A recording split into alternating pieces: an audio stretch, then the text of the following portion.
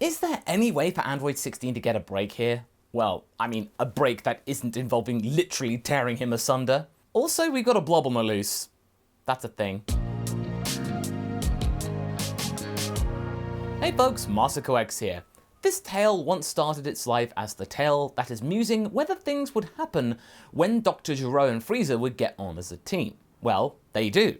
They had been drawn together in this tale by a mysterious stranger who had vested interests in their prosperity. Well, it turns out they would be able to get on well with Gero's brains and Frieza's space tech. They were able to build Frieza a brand new body which very much looked like his old one, to which the Emperor was able to dominate the Dragon team quite a bit.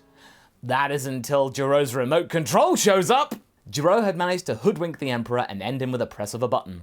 Then the stranger comes back and ends Gero. With our two main protagonists gone, we evolve the story into something else. Something more wholesome, and something that I think you all would have no complaints about. Today we round up our musing about what might happen if the son of Gero, Android 16, met Broly, the two biggest lugs in the series. Well, if Broly got a chance to meet our Dragon team earlier, it would mean that our heroes would get some good yardsticks to which to compare themselves to. It also meant that we got to see Buu earlier, and we saw him, 16 and Broly, becoming the best of friends, that little trio. You have to admit that that sounds like an amazing lineup, wouldn't you say? In the last part, Buu had long since dispatched Barbary, who had in turn dispatched Paragus. However, things kept getting weirder and weirder when we got to the likes of the mysterious stranger. He had revealed himself in the form of Zamasu. Surprise, surprise, I know a lot of you guessed it almost immediately. But still though, it was a good little thing to see him meddle in affairs, much like what he does in the other What If starring him, What If Zamasu Did Nothing Wrong. By the way, you should probably check that out.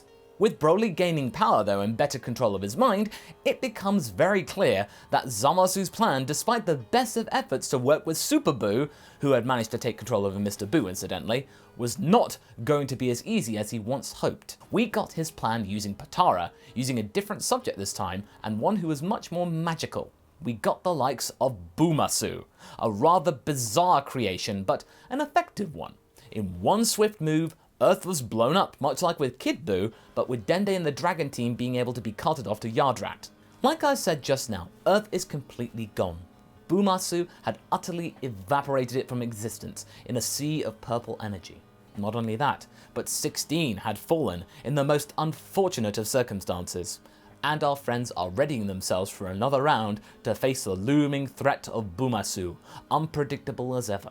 Here on Yardrat, they had managed to buy themselves some time.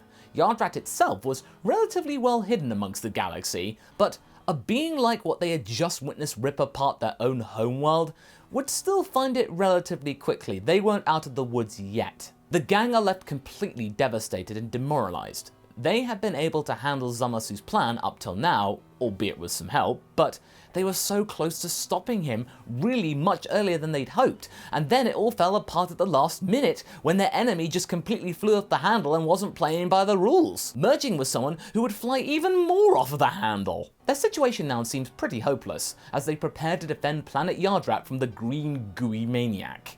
When they get there to Yardrat, the likes of Tenshinhan and Krillin report to Bibara to explain what had happened. Their master is extremely upset with this news, but praises his students for being able to deal with things as best they could. For the fact that you were able to hold your nerve against such a powerful menace, and someone so fueled with heavenly ki and malice, is something to which I truly admire and commend you. You have done well, and we will do what we can to assist you. If we can redress the bounce of normality in the heavens today, then we shall play our part. The two Earthlings are very grateful for their new teacher's word, and they come up with a plan which will hopefully work. Now, because of how this timeline has worked out, the Saiyans are not nearly as powerful to take Bumasu on one-on-one. The fact hadn't been lost on them quite clearly. The gang were absolutely fuming that this deity, who was meant to be the embodiment of calm, had been so reckless, and it meant that they were unprepared, something that they hadn't been used to for a while. You may think that they had the recent Yardrat ace in the hole to help them, right? The whole force spirit fission thing? Well, not quite.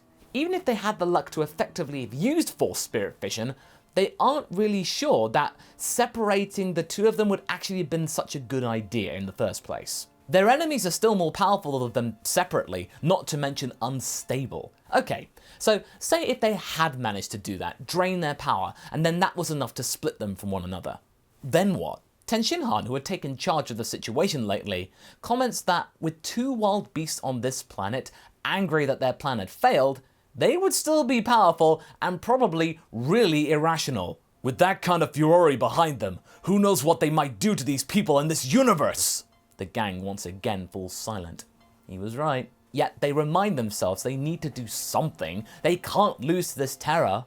But in that moment, Broly asks the Yardratians whether they would reconsider moving somewhere else, leaving them to it, and it means that the populace can actually get out unscathed. But Pibara is confused about this request. Broly replies saying, "If you're able to get out of here whilst we hold that monster back, you will be safe.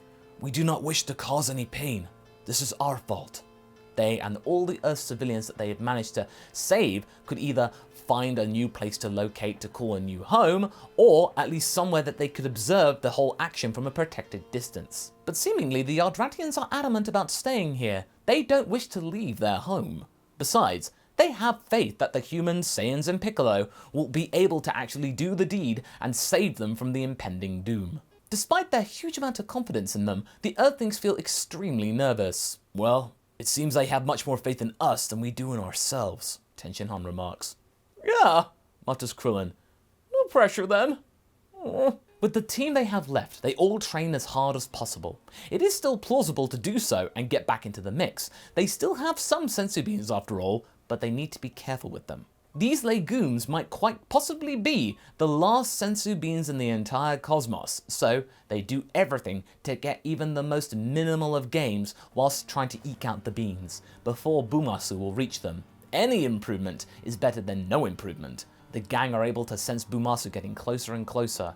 However, it does seem in no immediate rush to get to their base yet. The monster is on a rampage and it is enjoying its sport of picking off other planets. All of this down to Buu's chaotic nature, which completely overrides Zamasu's methodic and cold demeanor. What was left of the pure Zamasu inside that noggin is left completely out of control and utterly terrified. Sure, it was following the initial instructions of eliminating mortals, but it was doing so in such a macabre way, as well as being totally unpredictable. But finally, it does reach Yardrat. The dragon team are ready and waiting, with Bumasu twitching and convulsing with glee at the sight of his next meal, his prized possession.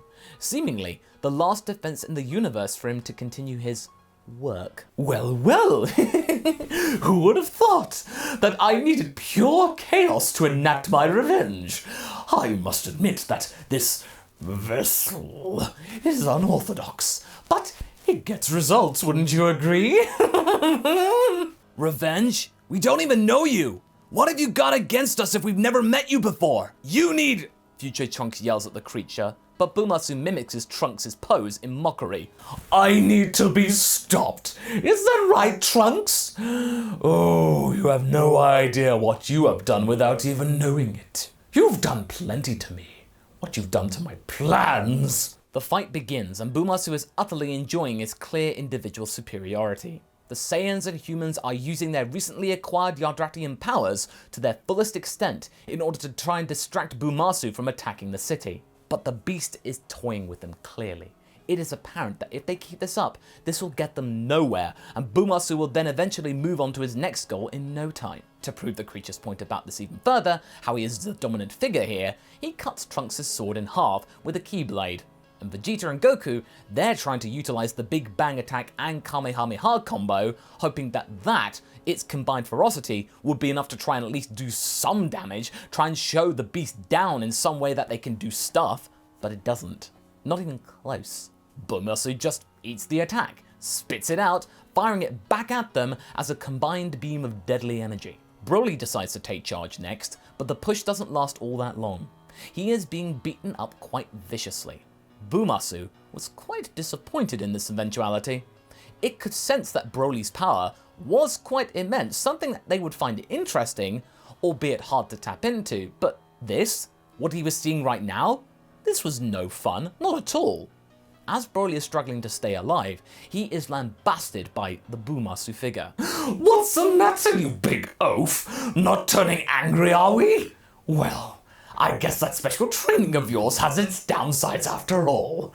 You may be strong in mind, but that has made you ultimately weak." Bumasu was happy to throw Broly around and throwing him deep into the surface of the planet. He could see Broly getting smaller and smaller in the crater that he created as he was heading towards the mantle of the planet. As this happens, Broly is thinking, Bumasu was right. Broly can feel it. He wanted to contain his anger, and he has succeeded. But with that came a cost. He is not the unbeatable weapon that he could be. After being afraid of his own power when he lashed out on 16, he managed to just completely block it out, and that wasn't good. He thinks to his father, of 16, of everyone who had suffered as Bumasu is preparing a ki blast to finish him off.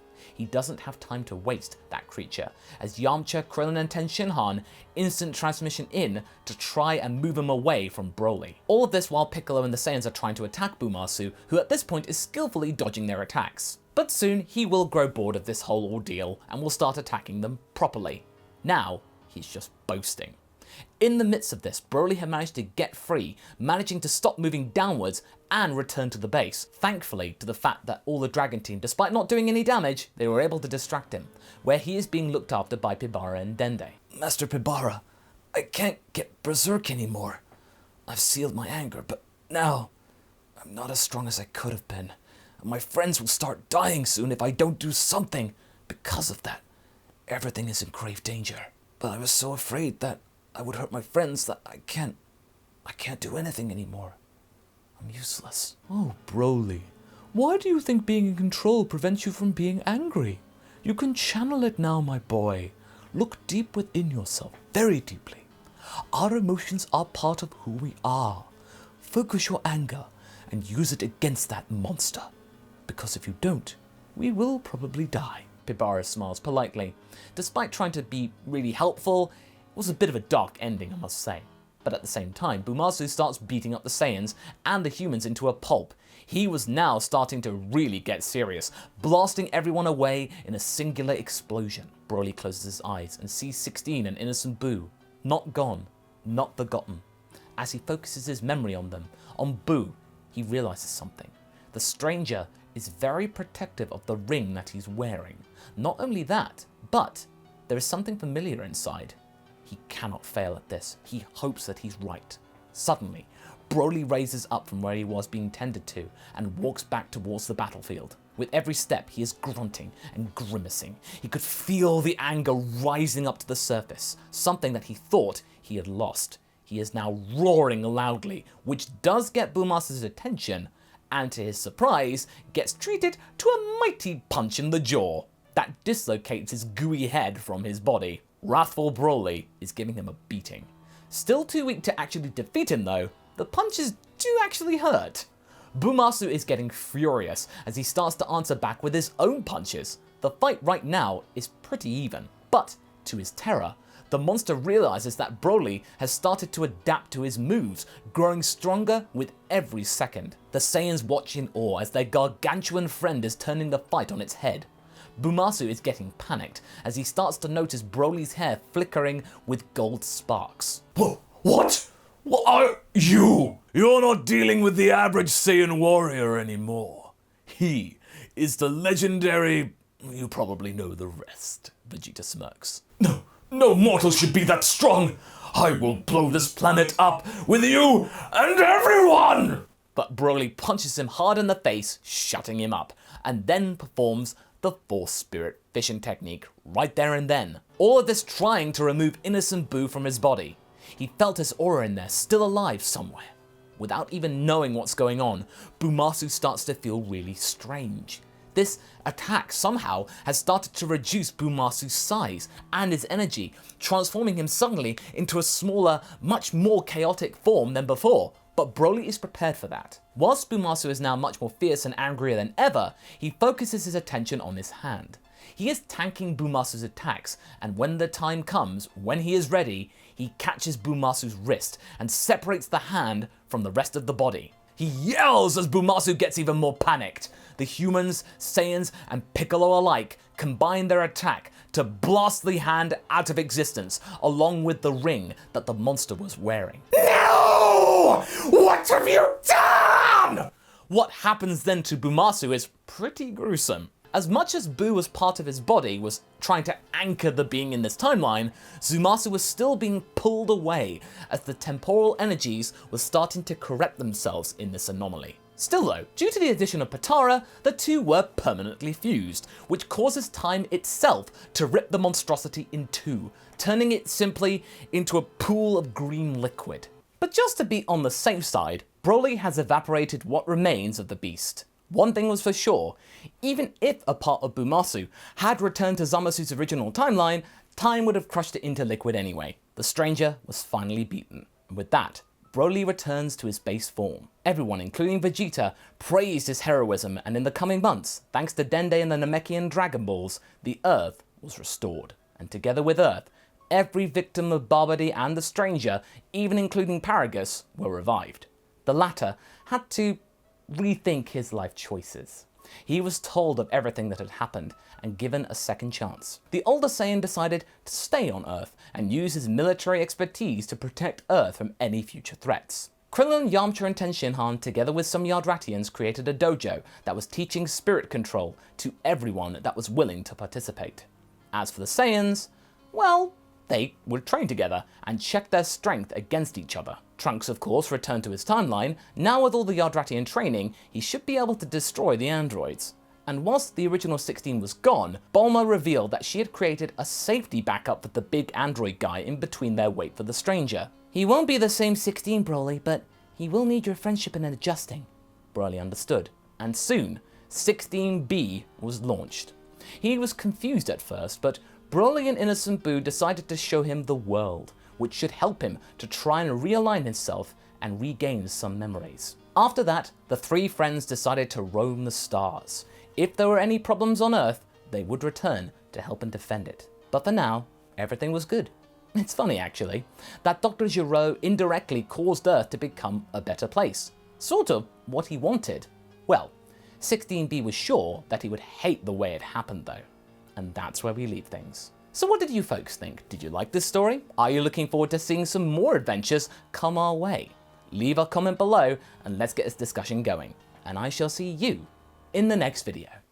Catch you later!